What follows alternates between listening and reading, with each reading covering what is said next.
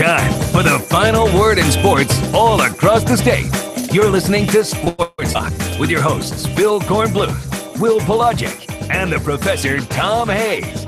You've been waiting all day, so join the show now by calling 800-956-7266. I think it was very, very helpful for us to, have that time off after that loss, just, because it gave us a lot of time to really look at ourselves, look at our weaknesses, both the team and individually. So I try to, do my best and, just be a little bit more vocal in the secondary going forward. We expect to win now.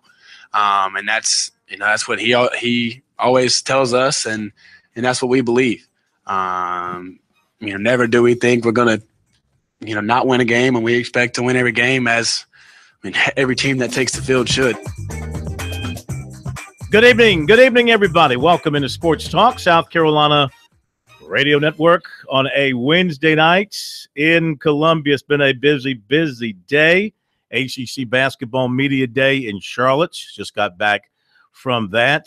Rubbing elbows with some of the greats in college basketball, Mike Krzyzewski, Roy Williams, Jim Boeheim, and others. Hope you didn't play any video games here. I hear you could probably break your hand doing that. You can. Mm-hmm. That's what happened to the North Carolina guard, right? Yeah, Joel Berry. He said he lost the game to Theo Pinson and a UNC basketball manager, and he broke his hand trying to slam a door. I was just wondering what color Teflon suit that Roy Williams was wearing. Yeah, really. It was kind of a weird deal there because I've been covering ACC Basketball Media Day for many, many years, and the focus is on the best basketball in the country, typically. But this year, so many side stories between the FBI investigation of college basketball, the recent NCAA non-ruling regarding North Carolina. There was a lot of side stories being talked about. Yeah, exactly. No Rick Pitino there. That was odd. Jim Larinaga, there from coach number 3. Yeah, but he basically had it on recording. In other words, you ask a question about it, you got the same answer over and over again that he gave down in Miami the other day. It was just a bit of a sideshow there from that standpoint. Then again, you had Mike Krzyzewski, who is basketball in this country, and he didn't have to take a single question about that kind of stuff. Neither did Brad Brownell. As he talked about his Tigers, his 8th season with Clemson coming up, and kind of a rebuilding year. Lost a lot of good talent and scoring and rebounding off last year's team. Really has 7 new players to work into this year's team. We'll hear from him tonight. One thing he did say, which was kind of interesting, he is going back to his defense. You're going to see the Tigers pressing, pressuring, full court, half court. These guys are going to learn how to play defense come hell or high water with Brad Brownell after last year. They can score. He had the highest scoring team of his time at Clemson last year. He also had the worst defensive team of his time at Clemson. So he's trying to fix that. So we got that for you. Plus, we will talk to Frank Martin. He will join us here within the next 10 minutes. He'll talk not only about the upcoming season for the South Carolina basketball team, but also about a very great event that's going to take place a week from Sunday at Colonial Life Arena with Virginia Tech, the Hoops for Hurricane Relief. We have information on how you can get involved with that at our website, SportsTalkSC.com. If you can't make the game a week from Sunday, there's still an opportunity for you to donate. All the proceeds from the event will help not only hurricane relief efforts in Texas, where Buzz Williams has family, also in Florida, where Frank Martin has family, and also in Puerto Rico, where he has family as well. So this will help a variety of different charities to help people who have unfortunately had to go through some real tough times over the course of the summer. But a real great event. It piggybacks off of some of the other events that have happened across the country. I know Missouri, Kansas is one of the first ones, and a lot more of these have popped up. Frank said this last week. He said that this was kind of in the works, and also said that apparently that this was something that came about because the two of them are very dear friends. So it's a very good event. They will play Erskine before that on Monday night. So you'll get 2 chances early to see the Gamecocks before they open up the season on November 10th at Wofford. Right, of course, they can do it out in the open because I think they have their secret scrimmage every year with Virginia Tech. So here's your test. since you're relatively new to the Palmetto State. Erskine College. Where's it located? Oh, you're going to ask me this? What? Really? Just want to see how deeply you have done your homework. You know, you're due to know this answer. Is it? You're due. You are absolutely due. Is it okay? Is it on the road to Aiken? No. Kinda? No. I'm in the wrong part Listen of the state. Listen to me. I'm giving you a hint. You're due to know this answer if you do your homework. I'm due to know this answer if I do my homework. Just turn left. Oh, just turn left out of due left. It's due west. Due west. Okay. Yeah, Due west, South Carolina. Gotcha. Due west. Now, do you know their nickname? That I do not know. That's the best nickname in the state. Maybe in all sports. Flying Fleet. The Flying Fleet. No, Banana Slugs is the best name in all of sports. Well, maybe so. UC Santa But Cruz. Flying Fleet's not bad. Did you know that Erskine is, I think, the only school in the state with a winning record against Florida State in football, or a non-losing record? Is that right? I don't They know. beat Florida State one time back in the 50s. They had a football team back then. They had a quarterback by the name of Dode Phillips, who's like one of the greatest athletes ever in South Carolina. We'll be talking more about Erskine when the Flying Fleet comes to Columbia to meet the Gamecocks. We'll hear from Frank Martin. A lot of football tonight. M&M boys at the bottom of the hour. Also, Gamecock quarterback Jake Bentley, Clemson cornerback Ryan Carter. And this is an SC Wild night here on Sports Talk. Captain Billy Downer will be with us at 7:30. And Cam Newton, quarterback of the Carolina Panthers, in the news for unfortunate reasons because he stormed out of a press conference. We have that audio for you. Question that he was asked. I was in Charlotte today. I didn't hear or see anything along those lines. It was while you were driving. Yeah. It literally happened while you were driving. You called me, and it was breaking all over the place. Tell you what, Charlotte, it's a beautiful city. All kind of great architecture. You don't have to give them. You don't have to curry any favor to them. No. You're not getting me. Let me get my point. The traffic there is just. If you don't get one thing I've learned going and coming from Charlotte, if you're headed in, if you're coming out, if you're trying to get out of Charlotte to come to South Carolina, if you're not out of town by about 3:45, you're going to sit. You're going to sit a long time, no matter what part of town you are trying to cross the state line. Well, it backs up so quickly. Let's face it, when that city grew and became such a banking center, their infrastructure wasn't ready for that rapid growth. See, I'm glad you didn't know this. We, the state of South Carolina, we actually traded. Charlotte was in South Carolina. We traded it to North Carolina for Clemson. So we got Clemson, and they got Charlotte. So I think we got the better end of the deal. All the more reason not to play in the Belk Bowl. Damn to them. We got Clemson. They got Charlotte. And they got the toll road. Yeah. Hey, we got a toll road. We got a toll road. We got a toll road. We had two of them. We had two toll roads. Exactly. In South Carolina.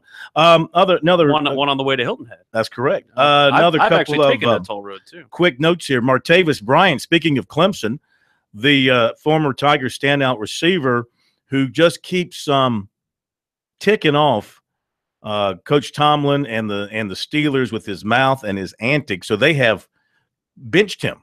They have put him on the Pines for this week's game against the Chiefs. I'm sorry, against who are they playing this week? This recent controversy began after the Steelers beat the Chiefs, and Bryant said he wanted to be traded because he felt like he wasn't being used enough. Or they play the Lions. Yes.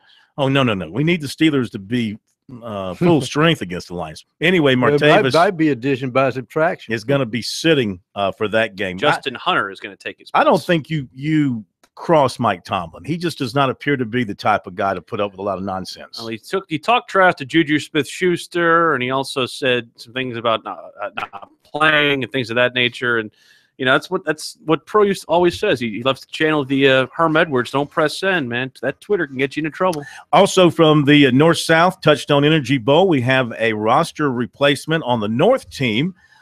From Seneca, receiver Coleman Smith has been added to the North squad, replacing Trey Gray of Wren. Don't know if Mr. Gray was hurt the other night or what, but they have made that roster move on the North squad. Okay, we'll hit a break. How about some basketball talk for a little bit? The big guy, Frank Martin, coming up next.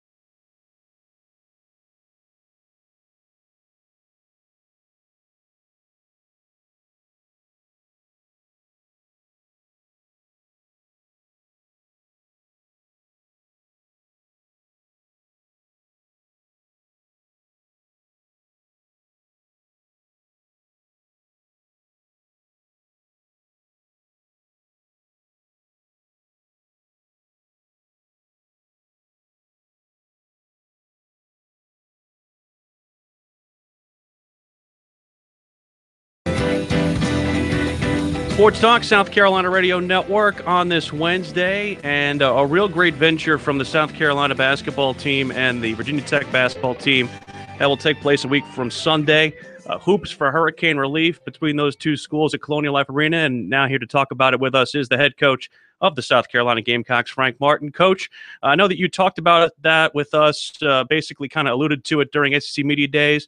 What went into scheduling this game, and how did it come about? Oh, God. Buzz and I have been scrimmaging each other since my K-State and his Marquette days. And we're dear friends, and we're set to scrimmage here this year. And once the NCAA approved the possibilities of two Division I teams playing in an exhibition game to raise money for disaster relief, we got in a conversation and we said, hey, let's do the kind of private scrimmage on Saturday. And since we're already here, why don't we do a scrimmage on Sunday in front of fans? Helps our teams. But more importantly, let's raise some money to help communities, one of which is very dear to him in Texas, him being a Texas guy. And in other areas that are very dear to me, South Florida and Puerto Rico, two places where I have family and countless friends. We said, why not? Let's do it. And now we're on it, and we can't wait to get together, play the game. His team will get better. My team will get better. The fans will love it. Two NCAA tournament teams playing each other in an exhibition game. And hopefully we can figure out a way to raise a lot of dough so we can help people that are in dire needs and tremendous necessities right now to be able to move forward. And it's a great day just because it doesn't necessarily conflict with the college football. It's great to have it on a Sunday on the weekend when people can attend. We have the link on how you can donate on our website, SportsTalkSC.com. $10 for a general admission ticket, with prices going all the way up to $250, where you get 2 tickets and 2 McGuire Club passes, which is a pretty cool deal. And just from your standpoint, Frank, as far as how important was it for you to get a game of this nature with somebody who has as much passion and has as much direct connection to the unfortunate events that happened over the course of the last summer, like you have here with Virginia Tech and with Buzz Williams? Buzz and I are, from two completely different places, but we both believe in the same values, and we both believe in giving back, and we both believe in helping others. That's something that's real dear to him, and it's dear to me and his family and my family. I work for a guy in Ray Tanner. That's all he does is give back. And I think that's a big mission for the University of South Carolina, is to impact our community and our state in every positive way that we can. So it's something that we're all excited about. I know Gamecocks and South Carolinians always stand tall when it's time to help. I know they'll do it this time, and it's a win-win. Head coach of the South Carolina Gamecocks, Frank Martin, his team coming up next week will play an exhibition game against Erskine before they play that game against Virginia Tech. Since we last spoke, Frank, how do you feel about your team a week later since we've spoken after SEC Media Days? Where are you at with your team right now in practice? I like our team. We're different than we were last year. We're faster. Probably the fastest team I've ever coached, the team we got right now.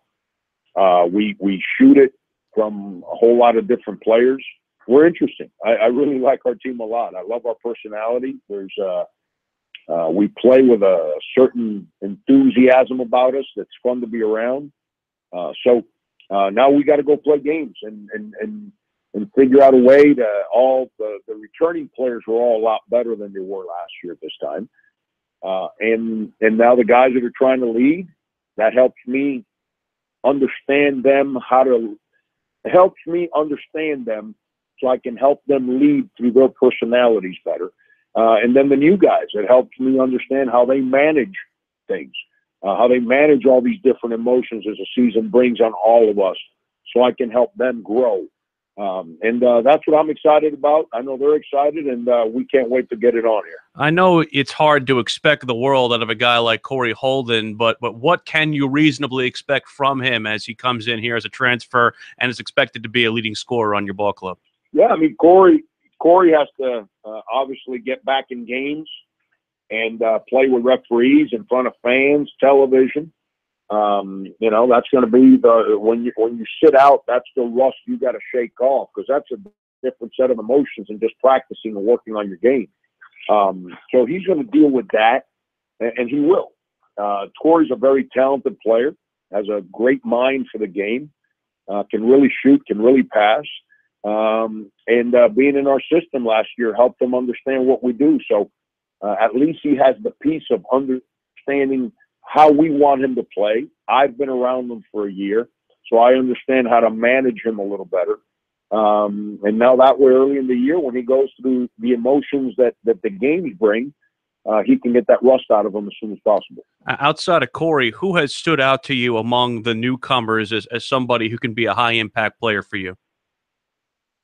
Yeah, I mean, it's a very deep set of newcomers.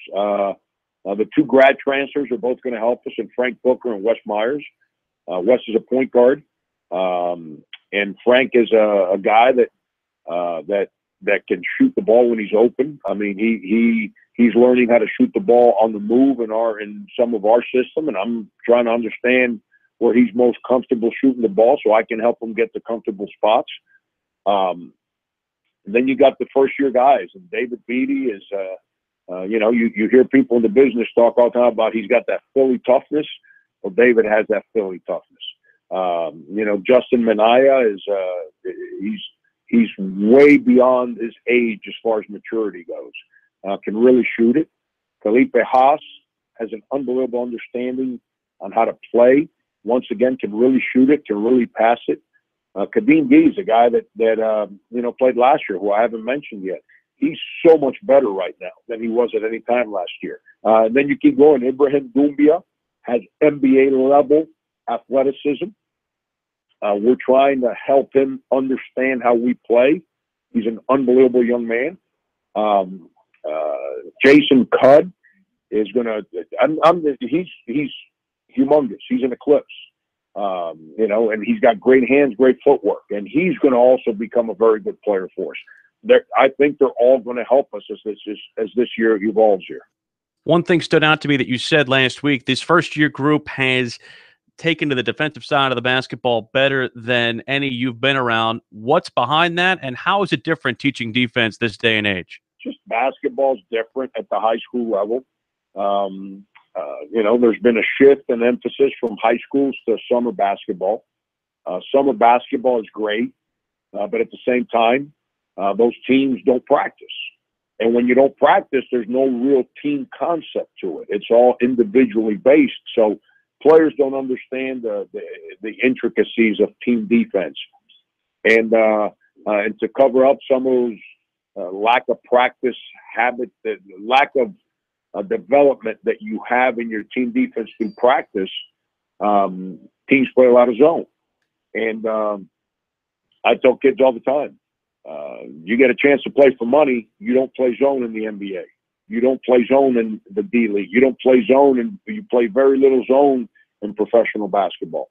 So you better learn how to play man-to-man and understand the necessities to be a good man-to-man player and team player. You know, some of the things that we deal with, but that's okay. I've got to be patient, and this group of guys enjoys it. They compete, they learn, and they come at it every single day trying to get better. And that as a coach, that's all I've ever asked. You play on Monday. How prepared are you to roll the ball out there in front of a crowd? And what are your expectations for that game against Erskine? Yeah, I never create expectations for exhibition games. I just want the guys to go out there. We play very vanilla because I want to see the guys just play free, so they're not locked down in their minds thinking about, I have to run this play or that play, or you know, we have to win this game. Like last year, I didn't need an exhibition game to understand how Sindarius was going to perform. I didn't need one to understand how Dwayne was going to perform. But I needed one so I could figure out how PJ and Chris were going to perform as better players than they were as freshmen. I just want to see our guys play hard and play for each other. Frank Martin, the Hoops for Hurricane Relief is a really special thing. Kudos to you and Buzz for getting it together, and kudos to Ray Tanner as well for putting it together. Looking forward to seeing you guys for the first time on the floor Monday. Thanks so much for joining us. Thanks for having me. That's Frank Martin. We'll be back.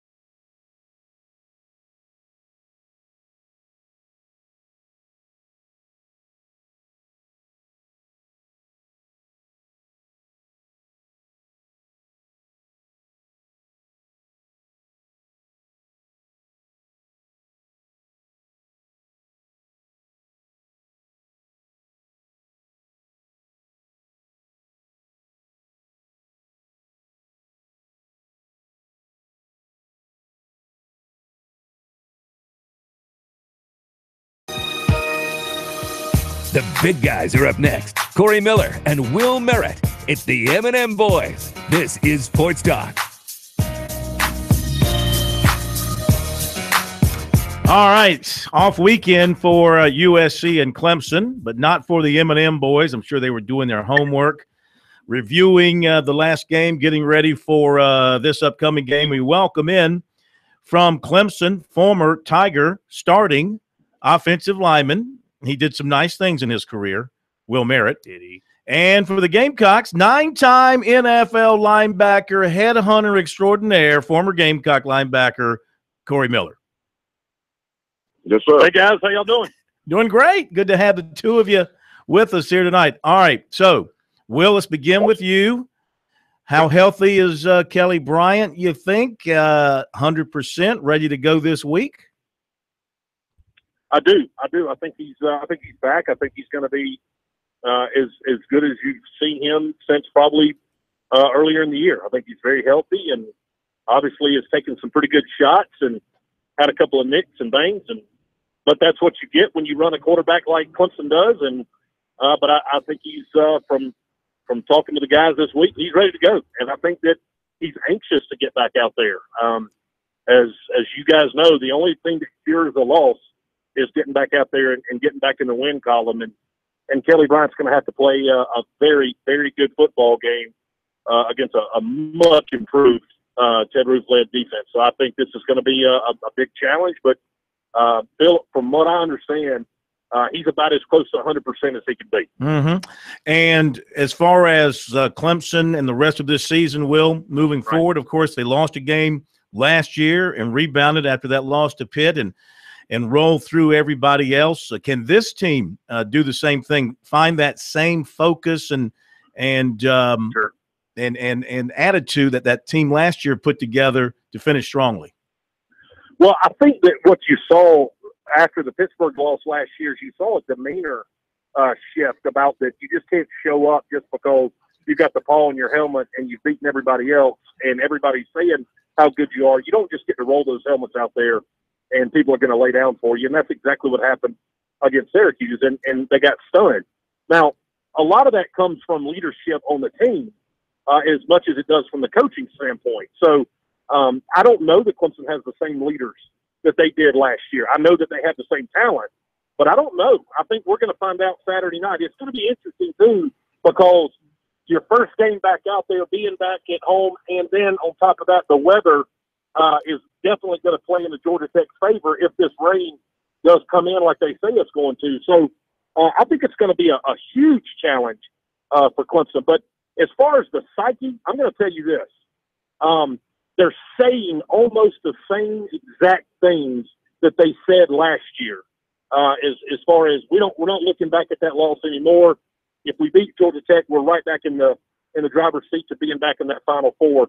The words coming out of the players' mouths, and especially a couple of the coaches that I spoke to this week, it's almost a script that you heard last year after the Pittsburgh loss, which as a Clemson man, that does excite me. All right, Corey, the line of thinking that Phil has sold thus this week is that you go 3-0, you basically have that plus a little bit of help, and you win the SEC East. I don't know necessarily about all that, but how attainable is 3-0 for the Gamecocks down the stretch with a big stretch beginning here against Vanderbilt?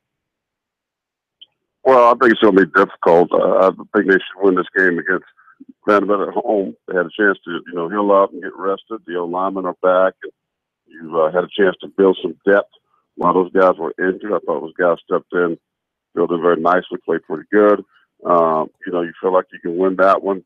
You feel like maybe you can get Florida at this time with the issues that they're having, and with the quarterback position, with the suspension, with the other players going down with the injury, with the lack of offense, the way South Carolina's played pretty good defense. You get them at home, so you think, hey, man, we can get this one as well. The one game that's going to be extremely difficult is going on the road to Sanford Stadium and taking on the Bulldogs, who I think clearly is the best team in the SEC East. So that's going to be the challenge, and anything can happen. Of course, South Carolina and Georgia always come down to the wire some kind of way. It's one game at a time. Is it attainable? I would say yes. Is it likely? I'm going to say no. I think South Carolina can go 3-2 to Final Five and somehow win 8 games. However, and it gets you to a good bowl game with a chance to win 9. I think that will be a spectacular season based on the injuries and everything that they've gone through. Mm-hmm. It seems that the defenses, Corey, that South Carolina has played to say, look, your quarterback is not going to run, so we're going to play our 11 guys against your 10. And then suddenly South Carolina says, okay, we've got these option plays out of the passing running game. We got to run the quarterback. Do you see Jake Bentley with more design runs like they used against Tennessee, especially in the fourth quarter? I think you have to. When you're running this thing of offense, you got to have a running quarterback. This thing of offense is set up for a dual threat guy. And I think you got to develop some type of identity for yourself, who you want to be offensively. And I've been saying this for the last 3 weeks, and especially against Tennessee. They finally started to run the quarterback.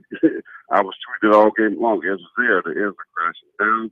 They're not paying any attention to Jake Bentley. That's why the running game wasn't successful. And all of a sudden, they put it a couple of times. Then they came back and hit a big run up the middle. So you've got to be able to run it. If they're going to continue with this identity that Jake is not going to run, they're going to struggle offensively. But I think they have to run him at least 7, 8 times a game to keep the defense true, especially with those defensive ends. We know he can throw the football if he has time and they protect. But you got to make up your mind who you want to be as an offense, what identity that you want to use. If you're going to play his own read, then he's going to have to run. If you want to be a spread, tempo, throw the ball down the field, and pass it. Mm-hmm. I think you answer your question, Pro. They got to run him if they're going to continue with this style of offense. It's the M&M boys, Will Merritt and Corey Miller with us here on Sports Talk.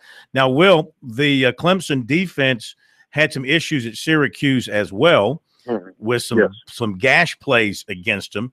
Now, they're going to be facing the ultimate running team in Georgia Tech. I mean, more of a running Georgia Tech team than ever. They've only thrown 53 passes the entire season. So you know what you're going to get here. What do you think the Clemson defense has done this week, A, to shore up the issues that popped up at Syracuse, and B, to get ready for this Georgia Tech triple option? I think it's a great question, and I'll tell you this. The reason Georgia Tech has not thrown the ball but 53 times this year is because they haven't had to. They have been so successful, and, they have 4 different versions of the option that they run.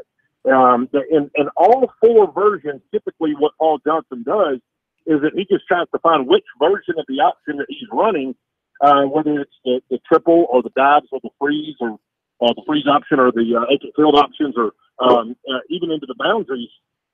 They've had more success this year than I remember in recent years. So they are just successful at what they're doing right now. I'm going to tell you this. Everybody kind of is anticipating the Georgia Tech of yesteryear and what and obviously what we've been able to do with our defensive front and being able to slant and angle and disrupt it. But this is a Georgia Tech offensive line that we have not seen this caliber of play out of this Georgia Tech offensive line maybe in the last 4 or 5 years under Paul Johnson. So this will not be the same Georgia Tech running attack that Clemson fans are used to have been able to say, can you believe we shut down Georgia Tech's running game? Mm-hmm. That's what you've been able to boast the last couple of years. Not this year. They will get big plays. I promise you they will. They will score points and they will get some big plays in that running game. What do I think they're going to do this week against Clemson? I think they're going to look at that Syracuse film and see just exactly what Syracuse was so successful in finding those cutback lanes and the over pursuit of those quick linebackers. And I think Paul Johnson will try to play just into those hands and see if the Clemson defense is ready. All right, guys, hang on. I'm going to hit a break here on Sports Talk, and we'll come back and finish up with you for just a couple of more minutes. It's the M&M boys with us here on Sports Talk, Corey Miller and Will Merritt, and we will continue with them in just a moment. And this reminds me, since I have a couple of guys on the line who are sportscasters, that we learned today and confirmed today at the ACC Media Day that Don Munson, the current football play-by-play voice and baseball play-by-play voice for Clemson, will take over the men's play-by-play duties as well for radio. So Clemson will have one voice for its 3 major sports. Taking all the work for everybody else. Well, I think that's good. I like the schools that have one guy doing – very few guys do all 3, and that's good to see, I think. We'll be right back.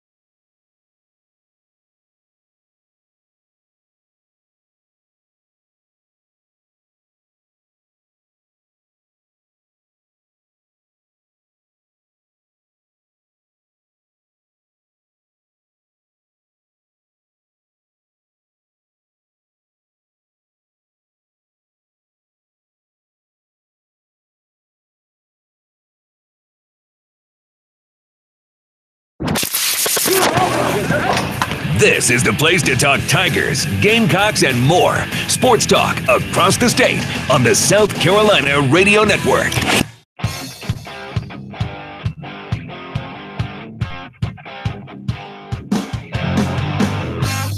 Okay, we're back. Sports Talk presented by South Carolina soybean farmers and their checkoff. Learn more at scsoybeans.org. Pork, powered by soy, M&M Boys, Corey Miller, Will Merritt. Okay, before we let you go, let's do a little what if here. Corey, you've been rather we'll start tepid. with you. You've been rather tepid today, the M&M Boys. Yeah, they seem like they're on, some kind of mood changing drugs today. I don't know. First cool day of fall. Maybe that's what it is. You haven't asked a question, a controversial question yet. Well, we're getting so to go it. ahead and fire away. We're getting to it. So let's Yeah, we'll have a little. We'll do a little cross. crossover here. Both of you can chime in on the other. So Corey, we'll start with you, as Will alluded to a little while ago. So the Gamecocks, they can still do something great if they win the rest of their league games.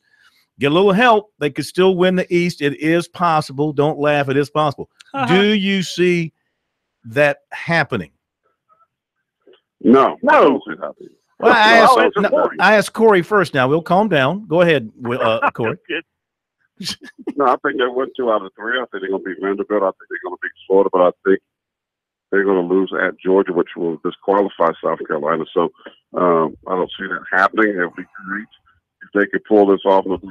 But, unlike home aboard merit, we'll probably say, yeah, if the script was flipped, I come at it with the truth and say, no, absolutely not. It's not going to happen because they're not good enough. Georgia's a much better football team. And even if Georgia loses to Florida, which would have to Georgia's happen. Not going, it's nuts, Candy, all that stuff. I mean, and South Carolina's catching Georgia between Florida and Auburn. They're catching them in kind of a soft spot there. No, you got a great defense in Georgia. You got those Sonny Michel, Chubb, those other running backs who go throw in there. Very great. I just don't see that happening. I'm not going to say it can't. Yeah, I just don't see it happen. I think it's really unlikely. I appreciate with most championship staff. I think it's one of the better staffs in the country. I think they've done a magnificent job based on what they have, but they will not win the SEC. All right, all right, Will, you've already made your feelings known about that. So on your side, of course, Clemson did not fall a great distance in the polls that don't matter. The real poll comes out on Monday, or is it Tuesday of next week? Next week. Yeah. Is it Monday or Tuesday? Tuesday. Halloween. So here we go. So the Tigers, can they run the table? And if so, if they run the table, including winning the ACC championship game, does that get them back in the playoffs? Well, I think if that scenario plays out, yes, they're back in the playoff. I mean, I think if they do run the table, I think they'll probably end up playing Miami for the championship game. If they do win that game, I think that, yes, with their history of success in the playoff in the last 2 years, I think the committee will probably look very favorably against the Tigers and put them in that Final Four. I still think that, not to get ahead of yourself, Georgia Tech is for real this year, guys. And so this is a one-game playoff for Clemson Saturday night. And but as I told y'all in preseason, you asked me who the best teams in the conference were, and I told y'all NC State is my team that is going to surprise people. That was my preseason pick, and it's still lingering out there. That's going to be one heck of a showdown, at Carter Finley. So, I think that there's a lot to be determined there.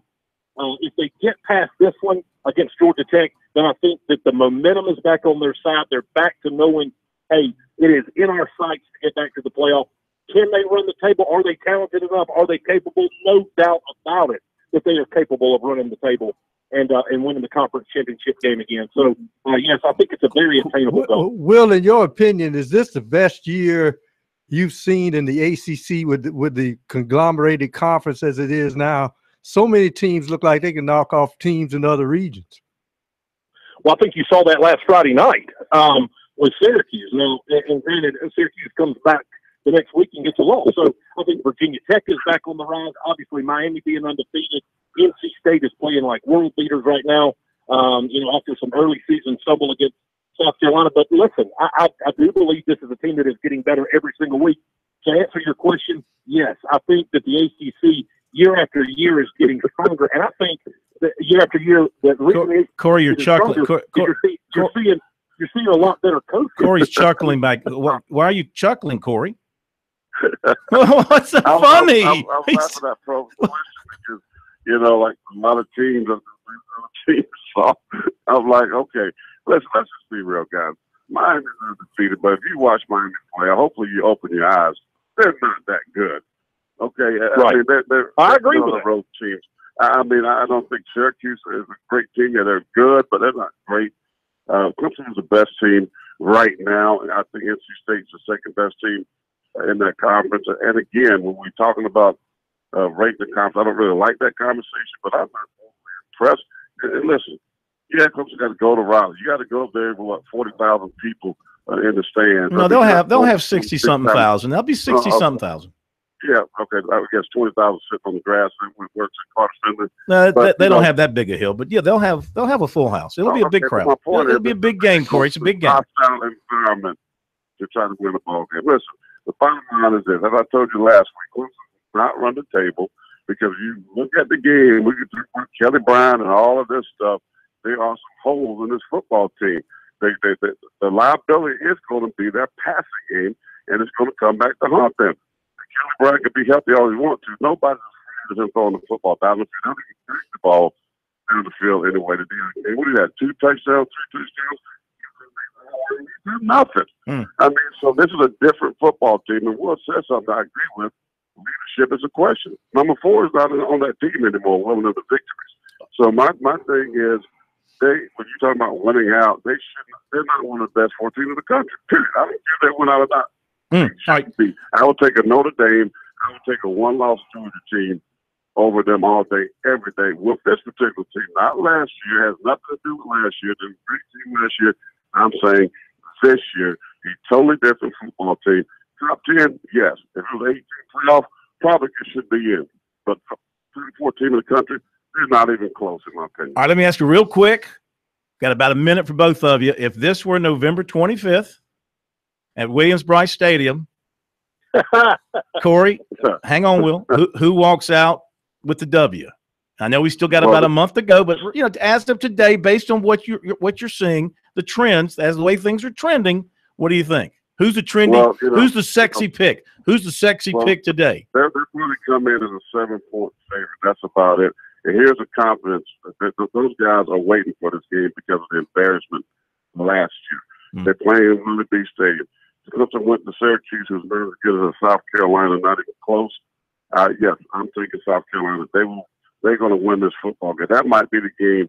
That might be the heartbreaker. Now, I'm asking about the Clemson game, not the Vanderbilt game. I'm talking about the Clemson game. Okay, just want to be sure because you said South Carolina's going to win the game. Will you get the last word? Well, I mean, the last word is just, Corey, go take your medicine, man. You need to go take your medicine because, I mean, South Carolina was waiting for that game last year. They've been waiting for that game for a couple of years. I mean, because they knew they could be the spoiler.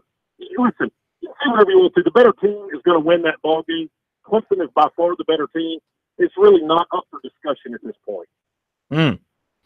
Guys, 5-2, 6-1. There's not much difference. And by the way, that team he's talking about having going to be a struggle to go to Raleigh. Well, the Gamecocks already took care of that business. I'll leave it with that, fella. So, right. Okay, check it out. Thank you, Pastor Payne. Corey Miller. Thank you, Will Merritt. Big Clemson lug off the offensive line. I say that with all due respect and affection for Will because he was a good player at Clemson. We thank the two M&M boys for joining us tonight.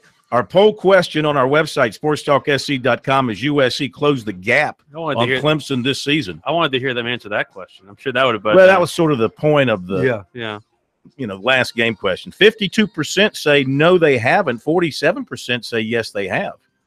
So it's pretty tight there. If you haven't voted, go to our website and get your vote in. As I've said with this question, it always matters about where you actually thought the gap was. I don't know if the gap was as big as people think it was. It's because as big as that game was. From the neck up. Yeah. Okay, top of the hour break. We got much more to come here on Sports Talk.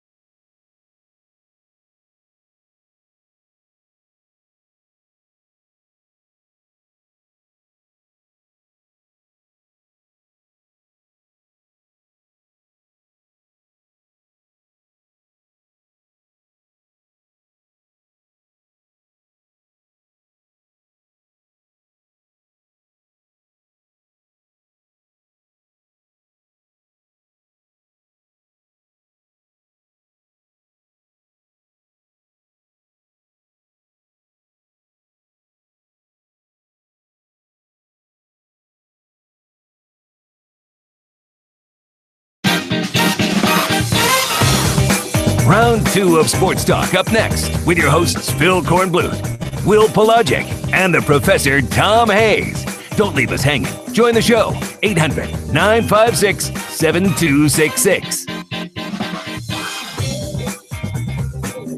All right, we're back. Sports Talk, South Carolina Radio Network. Coming up, Clemson basketball coach Brad Brownell. Stay tuned for that. Let me give you recruiting for tonight. Defensive back Asante Samuel Jr., Fort Lauderdale, son of the 4-time Pro Bowler, Florida State commitment, will take an official visit to USC this weekend. USC DC, Travaris Robinson's been on him for a long, long time. They've built a good relationship over that time. So Samuel is going to come check out USC. He also plans officials to Florida State and LSU. He says the commitment to Florida State is still 100%. He'll arrive on Saturday morning. Linebacker Channing Tindall of Spring Valley takes an unofficial to USC Saturday for the Vanderbilt game. He also saw the Gamecocks play NC State in Charlotte and Kentucky at home. Of course, he's a Shrine Bowl selection, and the Gamecocks, of course, are very much involved. Basically, he tells us he's down to USC, Georgia, and Florida. Those will be his officials. Clemson target defensive back Tyreek Johnson of Jacksonville will take an official to Ohio State this weekend. Went to UCLA last weekend. He'll visit Clemson on the 17th of November. Those are his 3 schools. He announces on December 3rd. He said, contrary to comments from website reporters, he does not have a favorite. Defensive back Israel Mukuamu of Bossier City, Louisiana, reaffirmed his commitment to Florida State after taking his official visit there last weekend, but says he'll probably take another official visit either to Louisville, Purdue, or Baylor. USC and Georgia and Indiana were other official visits. He was contacted by Will Muschamp last night. He's also hearing from Georgia. He says he's pretty much going to stick with Florida State, but he said anything can happen. Defensive back Devad Wilson of Miami will visit USC officially this weekend. He's a Florida commitment. 2019 linebacker Jamon Eford of Deerfield Beach, Florida, was offered by Clemson. He also has a USC offer.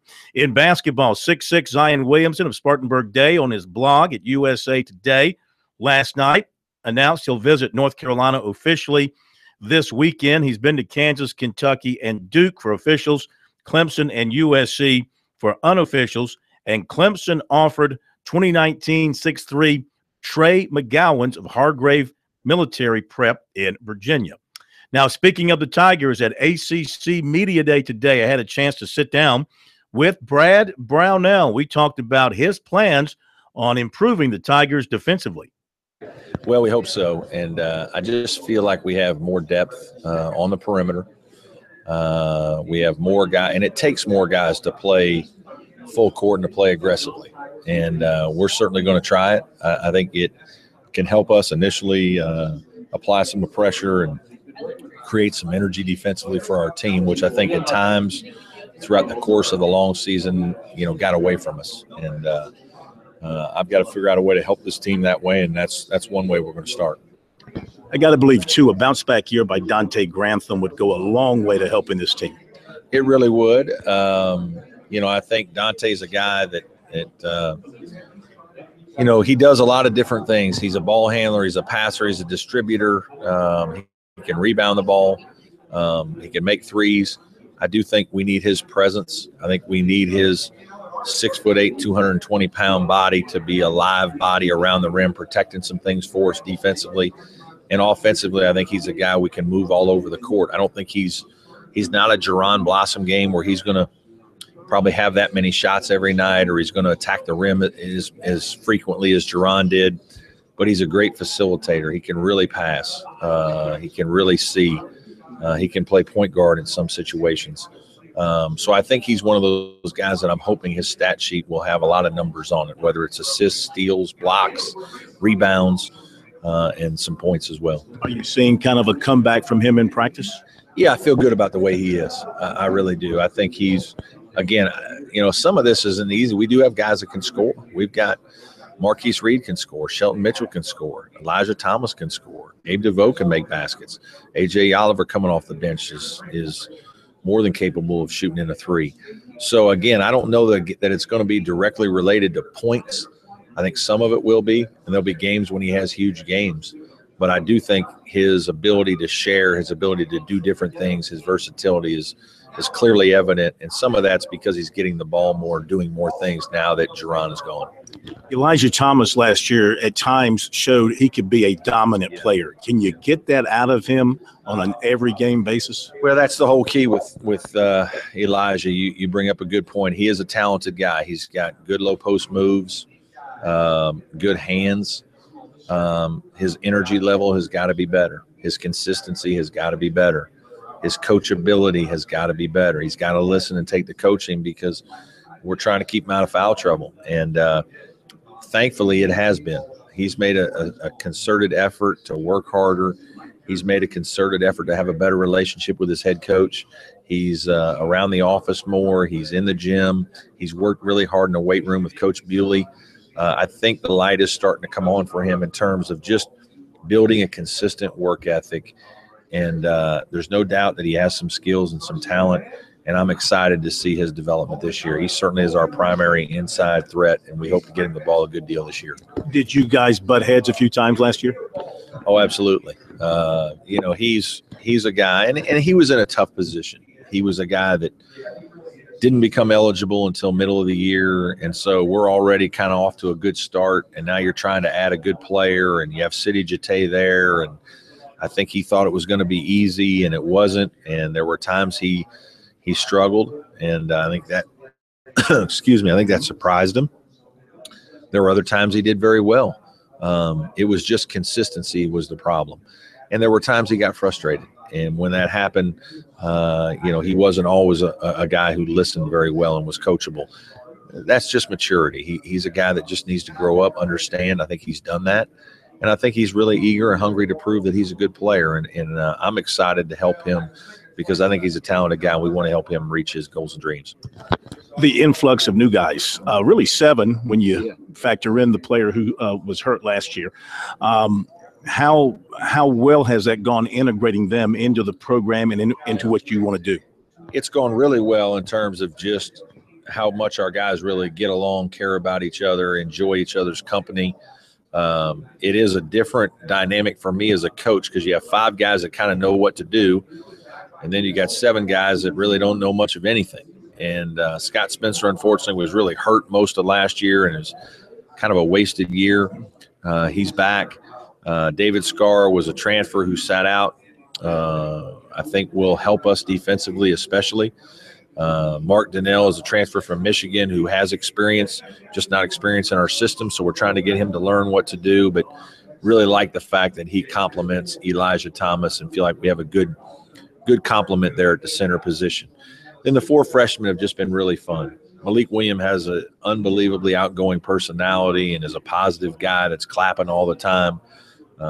Enjoys being at practice and working. And A.J. Oliver is running around 100 miles an hour and shooting balls and trying to just do everything he possibly can to help the team. Clyde Trapp has done some really good things. He's bouncing back to a couple different positions. He probably has the hardest time because he's trying to learn a couple different positions and he's going against some experienced guards and trying to find his way, but love the way he keeps wanting to be coached and work. And then Amir Sims is just a big, strong, 6'8", 240-pound freshman that we usually don't get guys that big, that mature, that physically ready right away, who has some poise, has maturity to understand kind of what we're doing.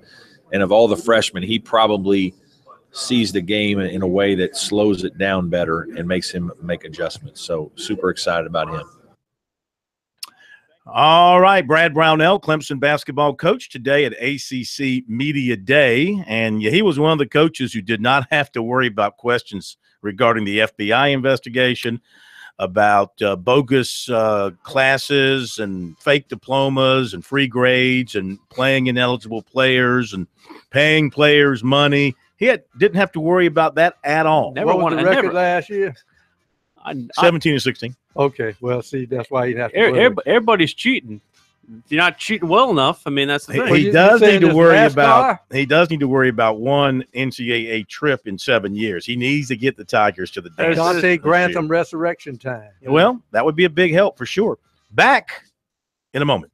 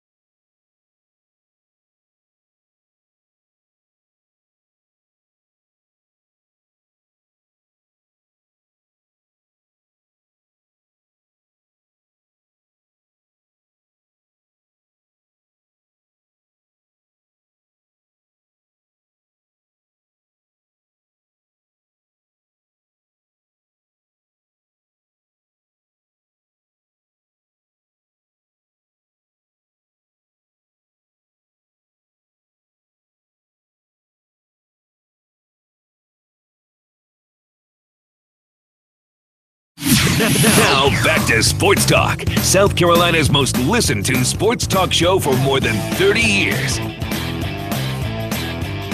And don't you ever forget that. Time to give you a high school football report on Sports Talk, brought to you by Farm Bureau Insurance. With new auto insurance rates from Farm Bureau, you could be saving a whole lot of money.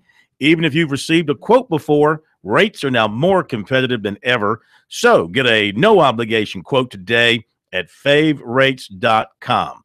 How about some players of the week, courtesy of the High School Sports Reports? 5A player of the week is Aleem Ford of West Florence, 290 yards rushing and 3 touchdowns. The 4A player of the week, Jordan Morgan of Eastside, 543 yards passing and 7 touchdowns. That's it. 28 of 36. It's a lot. 3A player of the week, Colton Bailey of Chapman, having a great year, passed for 181 yards, 3 touchdowns. Mr. Football candidate. And 137 yards rushing and 3 touchdowns as they beat Newberry. 2A player of the week, Elijah Rogers of Blacksburg, and he passed for 212 yards, 2 touchdowns. He rushed for 126 yards as well. 1A player of the week, Eric Mays of Hannah Pamplico, passed for 194 yards, 2 touchdowns, rushed for 109 yards and 2 scores. Skeeza player of the week, Corbett Glick of Hammond. He passed for 320 yards and 2 touchdowns, went over 2,500 yards passing on the season with that performance. And there you go with the Players of the Week, courtesy of the High School Sports Report and brought to you by Farm Bureau Insurance. All right, let's get to a little more football here. Jake Bentley, boy, I think this could be the big – well, he's had some really good games. Hasn't put up any awesome number. Maybe this will be the game he can put up an awesome number. He needs spectacular to happen this week for South Carolina. And the thing that they've spent most of the bye week on is the execution in the red zone, which has been a big albatross for them. I think that's one of the big things that I've gotten better at this year is understanding defenses more and what they're trying to do and how they're trying to disguise different things and what little tips I can see to pick up on that. And, I think that's helped us a lot. I think our receivers are growing in their knowledge of defenses too, knowing when it's man, how to run their route, maybe just slightly a little bit different to get open, or if it's zone, finding the windows for me. So I think everyone's growing in their knowledge of defense. Jake, when you say you work on your footwork and your accuracy, what did you see over these first few weeks that you saw? Okay, I can be better at this, whether it be with your mechanics or dealing under pressure. What did you see? What did you kind of break down during this off time? So this offseason we worked on so much about pocket movement. That's one of the big things we did was moving in the pocket, quick feet, and I think we did it too much.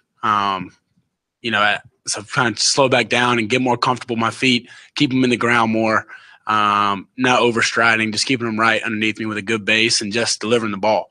A lot of times we kind of saw through film, feet getting just out of whack for no reason. Just trying to move too much in the pocket.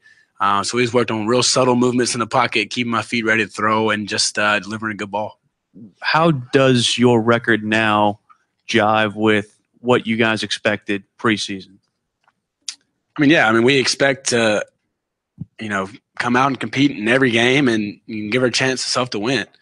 And I think that we've done that every game. We've the 2 games that we've lost, we've been there. Haven't played well in certain areas, but end of the day, gave ourselves a chance to win. So, that's what we talked about all offseason. Is games are going to be close. The margin of victory is so small, especially in this league. So it's really the attention to detail, the little things, and so I think the guys really locked in on that this year in the offseason, and I think it's correlated to the field.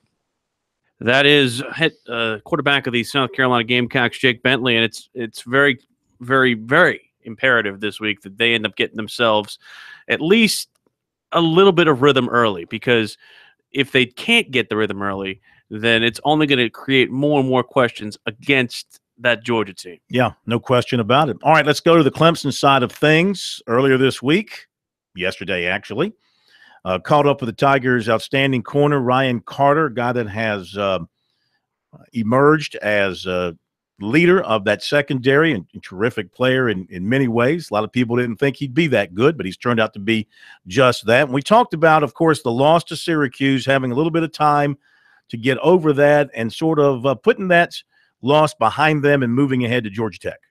Very helpful for us to, have that time off after that loss, just, because it gave us a lot of time to really look at ourselves, look at our weaknesses, both the team and individually.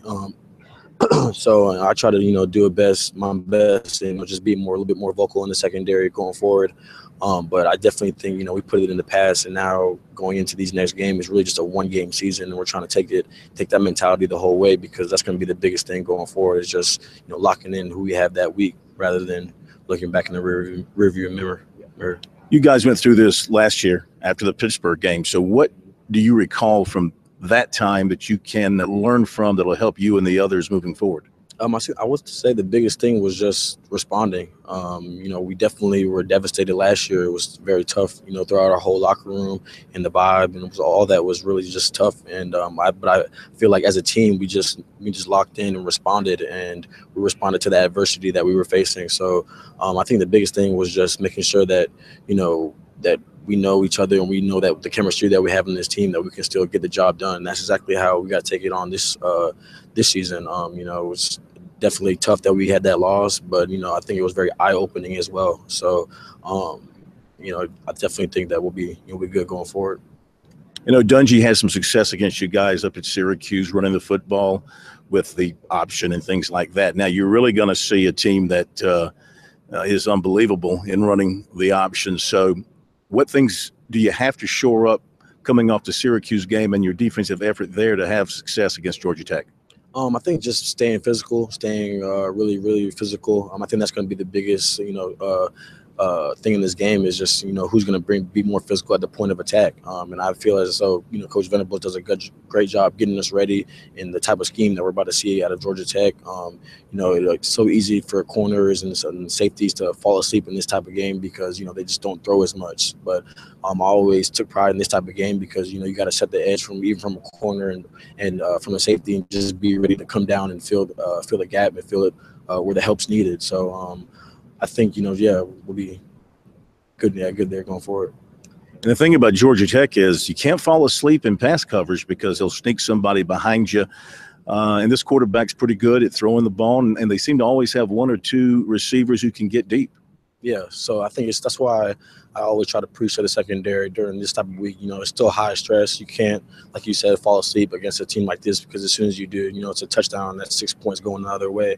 So I think, it really starts in practice by just, making sure that we're locked in and, getting in the film room and seeing what types of passes that were coming out of what situations, and just staying ready. I think, like I was saying earlier, it's just so easy to fall asleep against a team like this. They're running the ball, and then out of nowhere, play action, it's a deep ball. So just staying locked in, make sure I'm reading my keys. I think a big thing for the secondary is you got to have your eyes where they need to be against a team like this, because, all that misdirection, all that will, definitely trick you. So it's going to be big for us, just, having our eyes where they need to be. It's similar to what happened last year when you guys lost to Pittsburgh. So many other nationally ranked teams lost that day that you guys really didn't tumble deeply in the polls. And same thing here when you lost to Syracuse, or even, this past weekend. You guys are still sitting okay. You still control your destiny in the ACC. Do you guys feel like if you run the table that things will work out and you'll be back in the playoffs? Yes, that's what Coach Sweeney, preaches to us. We really control our destiny. Nothing is that we want from a big picture is out of reach. I think, like we were saying, just a one-game season, going into it one game at a time. I think going forward, if we just take care of the little things in practice and take care of, then the big things will, solve itself out. So, I think right now sitting at, number 7 or number 6 where we are is really good for us. But we're trying not to pay attention to the polls right now. Just, focus on getting the next game done. And then, when we get to November and December, hopefully everything else will take care of itself. All right, Ryan Carter of the Tigers. That has to be their mantra moving forward. Notre Dame has already done a favor for Clemson because they've wiped out the Pac-12, getting the team in the Final Four the way they whitewashed USC. Mm-hmm. Who? You mean Southern Cal? I just wanted to see your reaction. Southern Cal. God, I can't believe you did that. No, it's so cat. Be right back.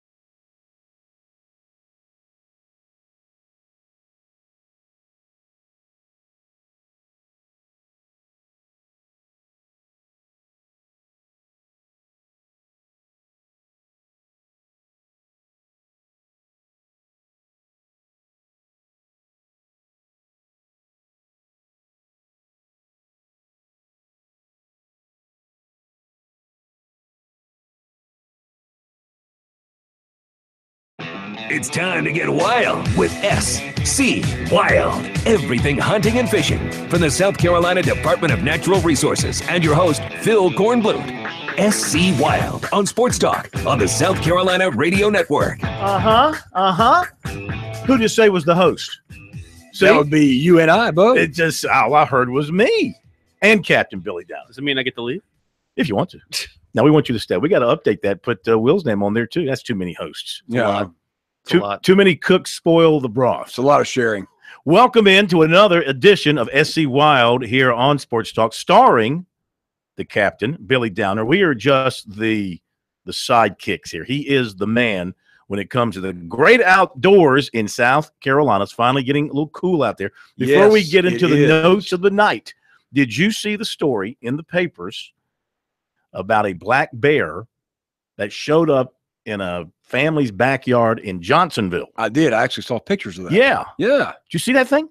Again, no surprise, Phil. We've been talking about bears for years But now down, that on was the show. more towards the coast. And well, we know our population on the coast is actually growing to the point that we have almost as many bears there in the, in some cases as in the upstate. What'd they do about this bear? I think the bear, what I saw in the story is the bear went on his way. Okay. Which is what they do. If you leave them alone and don't go out there. What should you do if you're sunning in your backyard in your Speedo and a black bear First of out all, of the no woods? one is sunning in the cool air in the last few weeks. No. But if you are. Okay, let's go back to And the play pretend world. Okay, play pretend world. If we are, and a bear comes up, stop, don't touch it, leave it alone. It will go on its way. It won't attack you. It just won't come at you. No, it's not. This is not a grizzly bear. Black bears are not like grizzly bears. They're not attacking you, coming thrashing with the mouth open.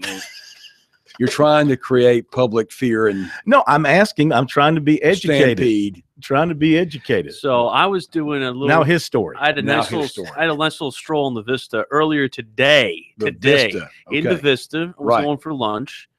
I was on Lady Street by Gaston, and I saw a deer in downtown Columbia.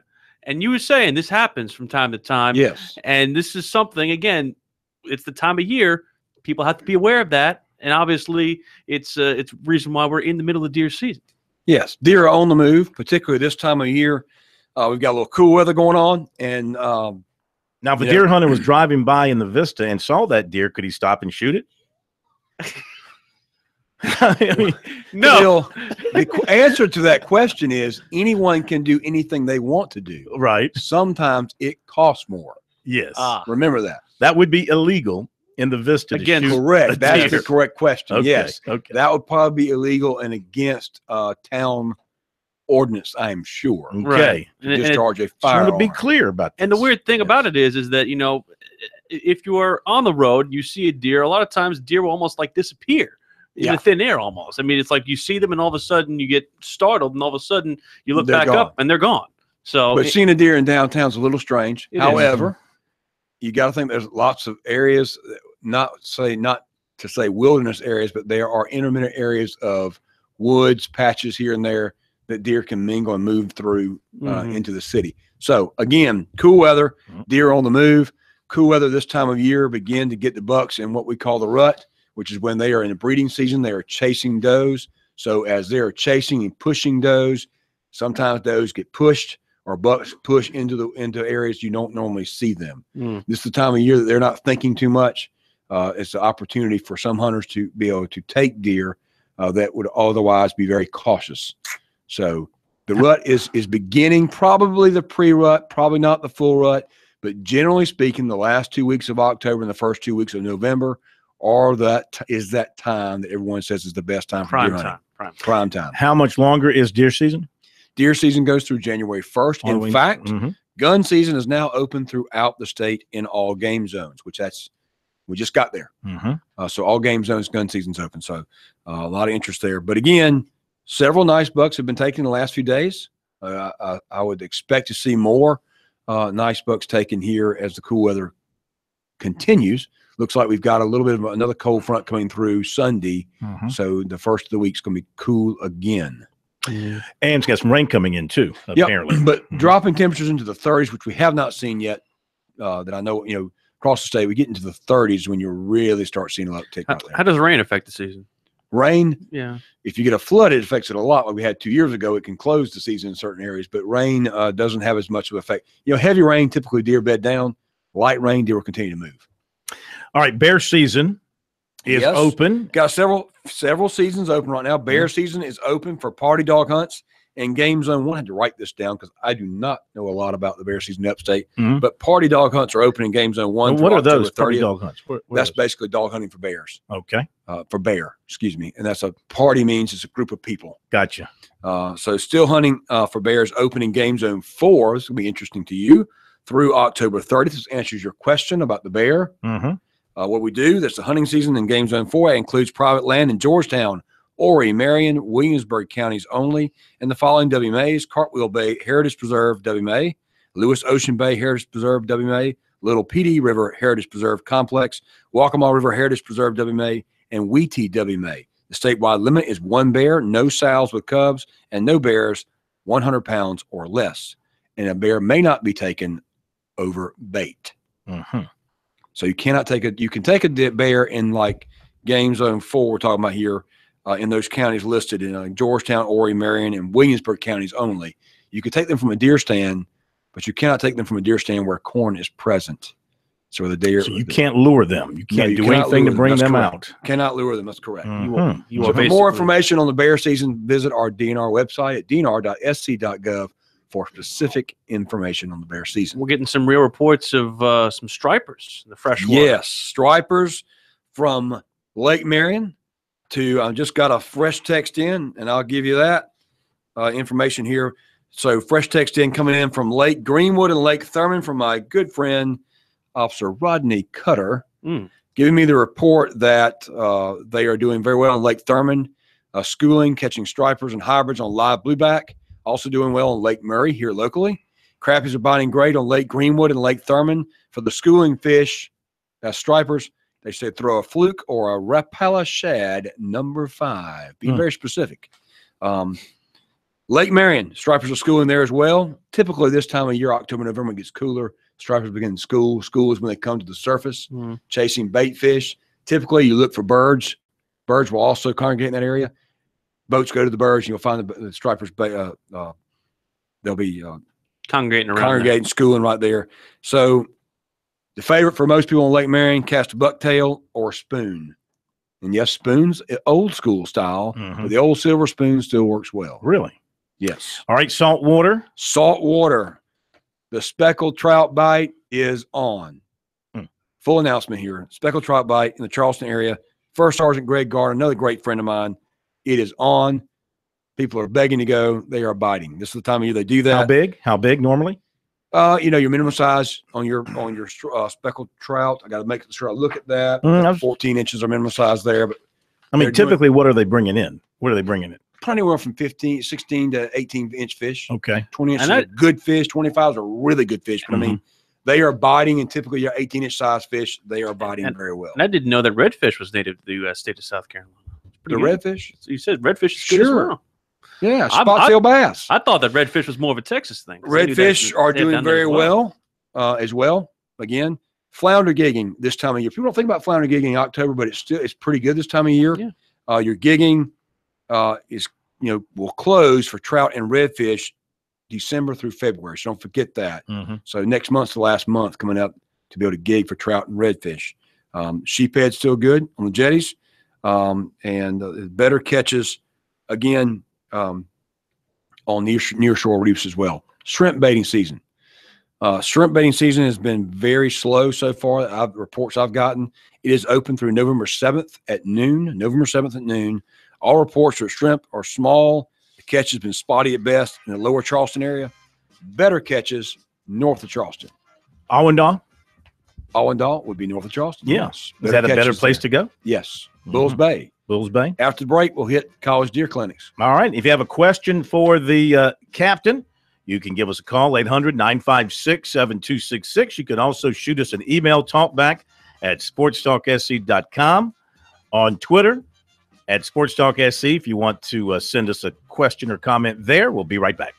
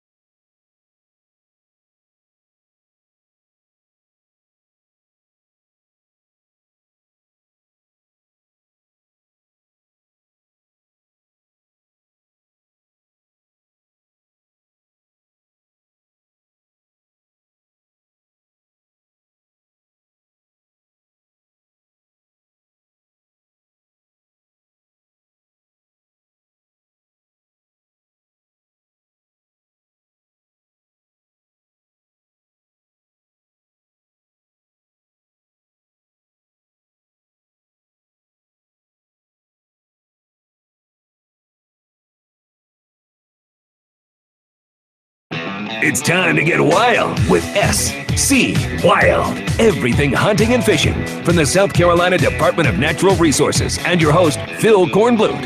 SC Wild on Sports Talk on the South Carolina Radio Network. Okay, we're back. Brought to you by South Carolina soybean farmers and their checkoff. Learn more at scsoybeans.org. Pork, powered by soy. I want to remind you that all of us here, brought to you by our good friends at South Carolina Electric Cooperative. The upcoming Touchstone Energy North-South All-Star Football Game, December 9th in Myrtle Beach. Make sure you get your tickets for that. And to find out more about what the co-ops are doing across the state, be sure to visit ecsc.org. Okay, back with the captain, Billy Downer, and we're going to talk about some clinics around the state, some college deer clinics. What's that all about? Yes, we've started the college deer clinic 2 years ago. This is our third year. We're in our third year now. Did our third college deer clinic at Clemson University on October 14th, just a week ago. Basically looking at opportunities to encourage young people to try out hunting that may have an interest in it, but don't have any means or ability or even knowledge of hunting. College students are the perfect place for that, because in college, most people are looking for something new to do. They're willing to try out new things. In the age of folks wanting to live off the earth, they're wanting to have fresh eggs, know about the meat they're raising, know where the meat came from. It's a big deal. The locavore movement, as it's called, where people want to live off the earth. Deer hunting fits right into that, because deer are natural. They're eating natural things, acorns and things of that nature. They're not fed bioengineered foods and things to get them big and fast. So we've been looking at Clemson University as an opportunity to do that. We did our third clinic here just about a week and a half ago. We had 24 students come through our clinic this past week. And we've had, before that, 38 go through the two prior. The clinic basically is designed to teach them basic skills of hunting. We talk about things like rules and regs for deer hunting, the biology of deer, tracking, tree stand safety, give them a chance to shoot a rifle, and teach them how to prep and cook game, which is my part of the class, which we have a lot of fun Seriously. with. Prepping, yes, to teach them how to cook the meat. How about that? What the different cuts of meat are. Chef Billy. But part of that, part of the fun thing about this has been, we were part of a larger study in 2016 with Dr. Lincoln Larson, who was at Clemson University then. He's now at North Carolina State. Speaking of the Wolfpack again. His favorite team now. I just keep saying that's going to be a big game. How can you be rooting for NC State against Clemson? But I just said that's the game to watch for Clemson this year. That's all I said. Now get back on topic. Yes. Oh, you took it off topic. Well, I did. We surveyed 5,000 college students basically and asked them a couple questions. The study was asked the question, how many college students hunt or support hunting? Who exactly are the college students that may hunt? What are the major barriers that would keep them from hunting? And how likely are they to engage in hunting in the future? So some of the fun things that we got out of that survey were 50% of college students say they would consider hunting. That's pretty big. That's a lot. When you're looking in a world of wildlife departments across the nation that are looking to do what we call R3, recruitment, retention, reactivation. In other words, go out and recruit new hunters. That's a huge source. If you know you got 50% of the people in college that want to hunt or consider it. 71% approve of legal hunting. Another huge deal. And then 80% that say wildlife conservation is important to them, which is a great message, because that means they understand that what our wildlife departments are doing across the nation is important. Conserving our heritage for the future, conserving wildlife. So that's a big deal. Along with college motivations, what are their motivations? Of course, to have fun. Who didn't know that? To seek a new adventure, to contribute to wildlife conservation, to be closer to nature, and obtain local meat. What are some of those barriers that you said? The barriers we look at things like they don't know where to go. They don't have any knowledge of hunting. If they're not raised in a hunting family, they have no knowledge of hunting. They don't know where to go. They don't know how to do it. They have no experience with firearms at all, or bow or archery, any equipment. They don't know what to do. So again, our study, basically our clinic teaches them the basics. We talk about what deer, where deer are, what the biology of deer is. We talk about the rules and regulations. We teach them some tree stand safety, because in our state, typically most people hunt from an elevated stand. We show them how to shoot a rifle safely. We give them experience on the range. And then more importantly, after the clinic, we actually offer an opportunity for them to go on a hunt. We work with the National Wild Turkey Federation in Edgefield to offer a hunt for all of our clinics afterwards. We've had several students go on the hunt afterwards and have a successful hunt and actually take a deer. So one student the first year took a deer, 4 students last year. This year we had a hunt. We had 3 or 4 students actually see deer but did not get to take a deer on the hunt this year. But we're doing another hunt. But the NWTF has been a huge partner in that, helping us offer that opportunity for them to go on a hunt. Because not only do we offer them a chance to learn about hunting, we actually put that into action, allow them a chance to go hunting with a mentor. Let's go, Phil. I'm ready. They're not going by themselves.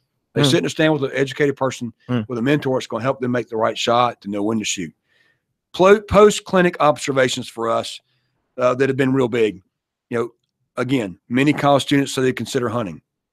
89% of the students who attended our clinic said they planned on going deer hunting in the future. That's pretty big. So you're developing hunters out of this. That's correct. The big thing for us is what we're studying, what the attitudes are before they come to the clinic. We actually have the students that come to our clinic fill out a survey, and then after the clinic, we ask them some questions to see if we've changed their attitudes. And then 6 months later, we're going back and asking them, hey, are you considering hunting still? Have you gone hunting since the first hunt? Are you, what type of hunting would you do? 90% said they want to hunt. They buy a hunting license. That's 6 months later. That's pretty big. And 78% said they plan to go on some type of hunt with someone they attended the clinic with. So not only are we teaching them about hunting, we're creating new hunters. It's been so successful that what we started here in South Carolina at Clemson University is now going to be reproduced across the United States. What was the breakdown between male and female? Good question. Of course. Typically, let's don't go that far. Typically, probably about Captain. 1/3 were girls. 1/3? Yes, absolute females. Absolutely. Not all guys. It was probably broke up. I would say 66% guys and 33% girls. So I mention this because Mr. Pelagic over here is hunting for a female mate. And I'm thinking maybe we get him out in the woods, a couple of guns in their hands, some magical things could happen. Hey, teach him a learned skill. Good. Absolutely. Be more attractive. You're funny. Back in the old days, the guy had to hunt. What you're doing now ain't working, so I figured maybe hunting might work for you. Or fishing.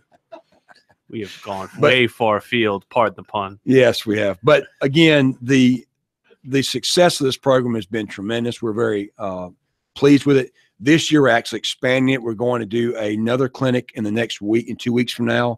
We're working with Coastal Carolina and Georgetown Tech, as well as Francis Marion, to try to recruit students from those schools to go to a clinic over in Marion County, closer to home over there. Yes. So we're excited about where this study's gone and the interest that young people have from colleges in hunting. So we look forward to continuing this study in the future. And before you leave us, your safety thought of the day. Our safety thought for the day. Always tell someone where you're going. If you're hunting or fishing, tell somebody where you're going to be. Tell them when you plan to return, so that if you don't return, they will start looking for you or calling somebody. Too often as an officer, we get phone calls late at night because your loved one will always wait till dark to call, and then they're going to wait a little longer, just to make sure. They don't want to create a false alarm. So many times we've gotten calls from loved ones at 10 o'clock at night. It's been dark for 2 or 3 hours. You're now trying to figure out where they are. You ask them, where'd they go fishing today? Where'd they go hunting? I don't know. Or they went to the club. What club? I don't know. So, be specific. Tell somebody where you're going. If you're going fishing, tell them what landing you're going to put in at.